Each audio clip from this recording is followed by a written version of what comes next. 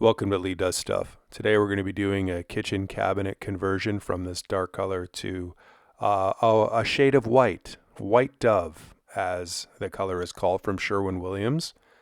But first we're going to take off these handles and we're going to prep the area for sanding. Now I find that it's a lot easier to sand with the doors on before you take them off, and it's a lot more stable, and so that's what I do. Make sure you tuck all the hardware in the cabinetry, and make sure you put it with the slot that it comes in, and it'll be a lot easier and things will fit a lot better when you put it all together. Here we are. Everything's all scuffed up. I've used a 120 grit sandpaper, and this will help take the primer and the paint a lot better. And we will be sanding in between coats, but before we put the primer on, it is important to rough everything up. I made a little spray area here. I am going to be painting all those walls, so it's fine. We're going to take off this hardware as well, and then we're going to have all the doors exposed so that we can spray 365 degrees on all the cabinetry. So obviously we're not spraying inside, so we taped off basically the interior of it so that we're only getting the edging, and there we go. The cabinets and the hardware is off the cabinet doors, and it's all going to be ready to be sprayed. And so what I'm using is a bonding primer. Now you can use sticks, you can use a bonding primer from Sherwin-Williams, which I am using right now, and I do not recommend painting cabinetry. Try to say that word 3 times fast. Cabinetry. But yeah, always use a primer before you start painting. It is extremely important.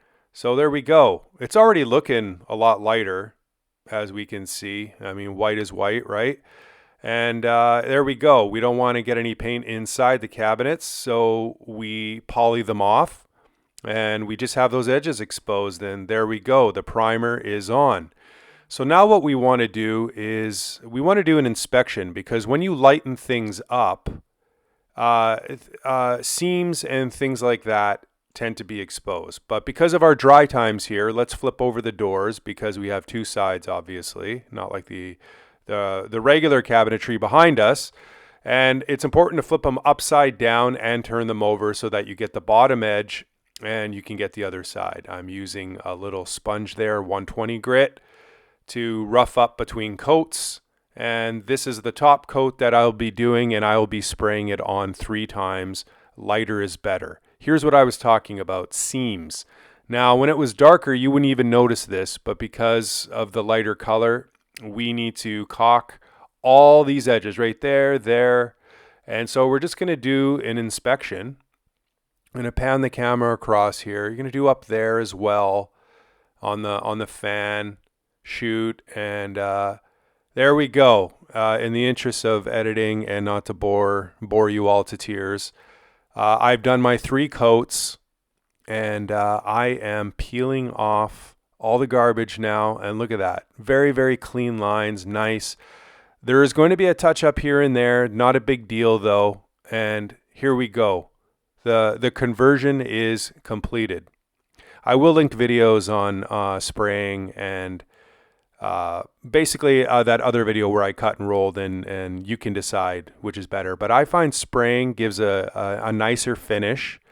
And if we were to do this properly, we would really break them down and take them to a shop and spray them out. But you know what? Time is money, and the client just wanted a nice refresh. And you know what? You can get really good results if you keep a very clean area, and you take it seriously, and you have a sprayer. A sprayer can do a lot. So here's what it looked like before. I mean, not bad, right? I mean, it's kind of man cavey, but the client wanted a refresh, wanted it to match the trim package and the new wall color, and it all works together very nicely. It's very clean, and it's beautiful. So it can be done, folks. Thank you for watching.